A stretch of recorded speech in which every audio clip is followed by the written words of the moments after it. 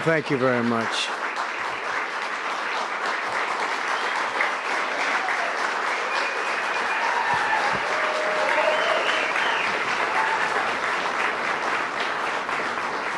Thank you very much, everyone. And I'd like to start by saying that our country is doing very well. Things are, as you can see, doing quite well. Please sit down. Before we begin, I just want to announce that I signed a proclamation a few moments ago honoring the 250th anniversary of Patrick Henry's famous speech to the Second Virginia Convention, in which he declared very well-known, very famous words, "Give me liberty or give me death." Has anyone heard the phrase? I think most of you have.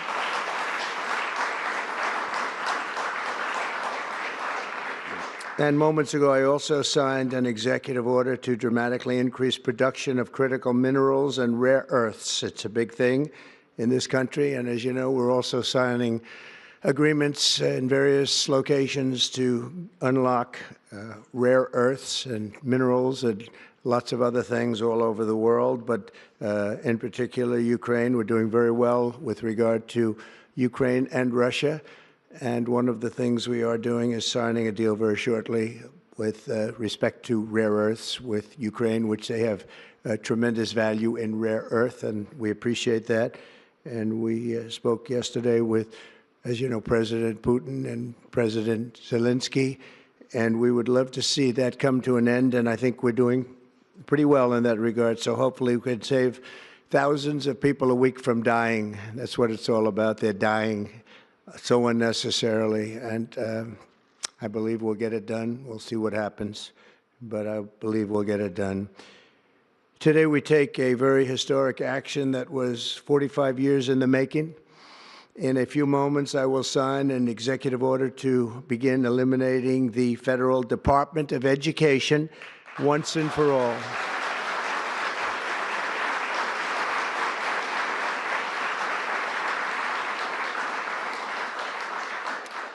And it sounds strange, doesn't it? Department of Education, we're going to eliminate it. And everybody knows it's right. And the Democrats know it's right, and I hope they're going to be voting for it, because ultimately it may come before them. But everybody knows it's right, and we have to get our children educated. We're not doing well with the world of education in this country, and we haven't for a long time. And we're pleased to be joined today by the woman who I chose because she's an extraordinary person, and hopefully she will be our last Secretary of Education, Linda McMahon. Linda, thank you. Thank you very much. That's another interesting statement. It's an interesting opening, right? But it's true, and people, it's been amazing how popular this has been. I tell people that this is what I'm doing today, and they say, oh, it's about time. Everybody says it. Republicans and Democrats have said it. They're all saying it. Also with us are some terrific people. Governors Greg Abbott. Greg, thank you very much. Governor Ron DeSantis, thank you very much, Ron. Mike Braun, congratulations on your victory, Mike. That was a big one. Mike DeWine, thank you very much, Mike. Jeff Landry. Jeff, thank you very much, Jeff. Bill Lee, thank you. Governors, all governors. Brad Little. Brad, thank you very much. Where are you, Brad? Hi, Brad. Jim Pilan, thank you very much, Jim. And Kim Reynolds. These are all people very interested in education. And I even see Dan Patrick over there, my friend Dan Patrick. We're joined also by Representatives Tim Walberg and Virginia Fox, Rick Allen, Michael Rulli, and again, Dan Patrick. Thank you very much, Dan. You've been a great friend of ours. And State Attorneys General Ken Paxton. Ken, I see you there. Andrew Bailey. Andrew, what a job you've done, Andrew. You have some good cases going. You've done a great job. Thank you very much. and co-founder of Moms for Liberty, Tiffany Justice. She's been a hard worker. Thank you. Thank you, Tiffany. When President Carter created the Federal Education Department in 1979, it was opposed by members of his own cabinet, as well as the American Federation of Teachers, the New York Times editorial board, and the famed Democrat Senator Daniel Patrick Moynihan. History has proven them right, absolutely right. After 45 years, the United States spends more money on education by far than any other country, and spends likewise by far more money per pupil than any country, and it's not even close. But yet we rank near the bottom of the list in terms of success. It's an amazing stat. Those are two stats you don't want: the most money spent per pupil, and you're at the bottom of the list. And that's where we are, like it or not, and we've been there for a long time. 70% of 8th graders are not proficient in either reading or in math. 70%. 40% of 4th graders lack even basic reading skills, can't read. Students in our public elementary and middle schools score worse in reading today than when the department opened, by a lot. In Baltimore, 40% of the high schools have 0 students who can do basic mathematics.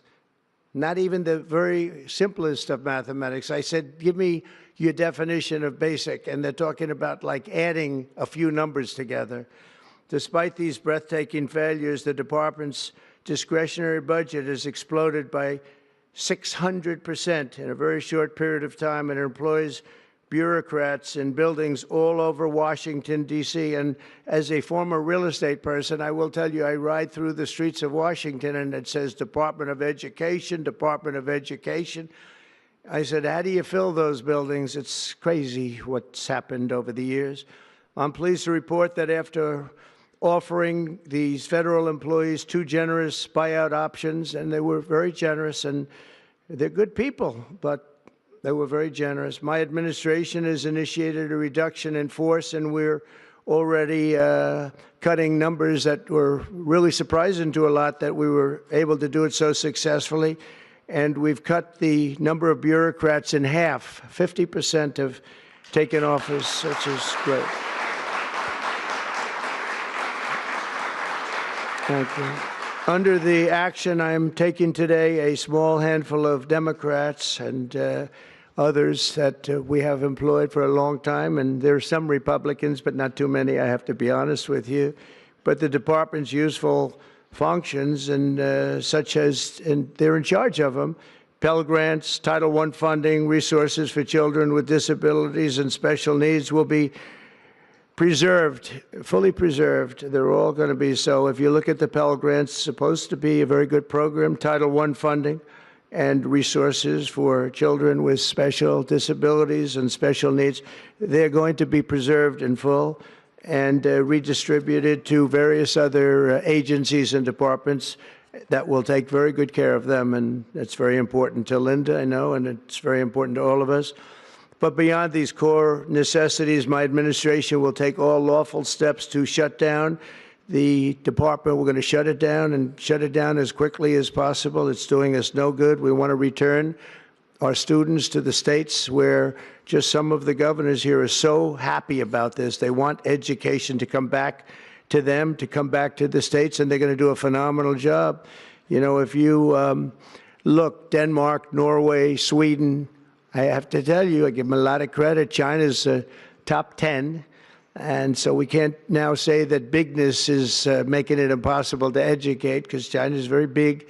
But you have countries that do a very good job in education. And I really believe, like some of the governors here today, from states that run very, very well, including a big state like Texas, but states that run very well are going to have education that will be as good as Norway, Denmark, Sweden, and those top, Finland, those top countries that do so well with education. I think they'll do every bit as well. And what do you think about that, Governor? Do you agree? I think so. Ron, do you agree? I think so. Florida? Iowa? That's right. I really believe that. They'll be as good as any of them. And then you'll have some laggards, and we'll work with them. and we can all tell you who the laggards will be right now, probably, but let's not get into that. But we'll work with them, and we're going to make them, they'll do a job. I think they'll do a job, and they'll go to sections of the state. For instance, New York, you'll have a Manhattan, and you'll have a Suffolk County, and you'll have Nassau County, and you'll have Westchester County. You'll do 4 or 5 or 6 of them. You have upstate New York, and those counties, I think, are going to do very well. And I think ultimately Manhattan should do very well. But we'll break it down into sections, and I think it'll be really, really good. And they're going to be probably the tougher ones, but I think they have a chance to do really well. But we're going to be returning education very simply back to the states where it belongs, and this is a very popular thing to do, but much more importantly, it's a common sense thing to do, and it's going to work. Absolutely, it's going to work, and I can tell you from dealing with the governors and others in the state, they want it so badly. They want to take their children back and really teach their children individually. Probably the cost will be half, and the education will be maybe many, many times better. So we look forward to this. I want to just make one little personal statement. Teachers, to me, are among the most important people in this country, and we're going to take care of our teachers. And I don't care if they're in the union or not in the union. That doesn't matter. But we're going to take care of our teachers, and I believe the states will take actually better care of them than they are taken care of right now. They'll work all sorts of systems and even merit systems. Those great teachers are going to be maybe a little bit better rewarded, or maybe that's the way it should be, but the states are going to make that decision. But we're going to love and cherish our teachers along with our children, and they're going to work with the parents, and they're going to work with everybody else, and it's going to be an amazing thing to watch, and it's really going to be something special. And Linda, you're presiding over something that's so important, and you're going to do a fantastic job, just like you have your whole life. I know your whole life I've been watching you. I've been watching you for a long time. She's had nothing but success. So it's tremendous to have you, and hopefully you won't be there too long, but we're going to find something else for you, Linda, okay? So this will conclude what we are talking about with respect to our most cherished group of people, and that's our children. We want to have our children well educated. We want them to love going to school. We have examples of it. Look at those beautiful, bright-eyed faces. They are so smart. They're so smart. And with that, I'm going to come down, and we're going to sign a very important document, and we're going to be on our way. People have wanted to do this for many, many years, for many, many decades. And I don't know, no president ever got around to doing it, but I'm getting around to doing it, so thank you very much.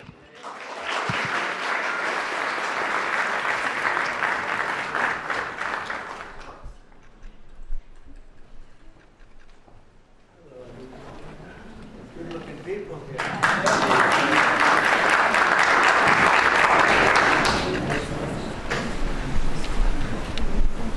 Should I do this? Do it? Yeah, I think so. Maybe this week is special.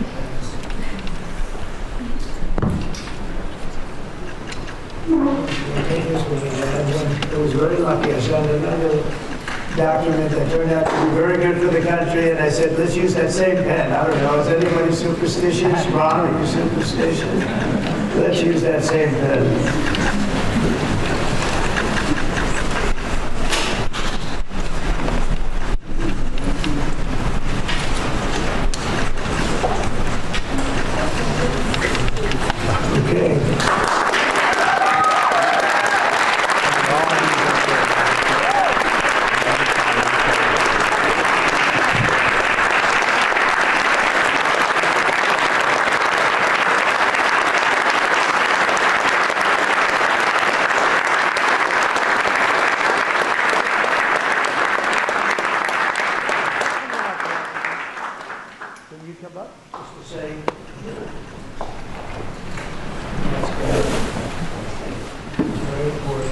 Big factory here. Good luck, sir.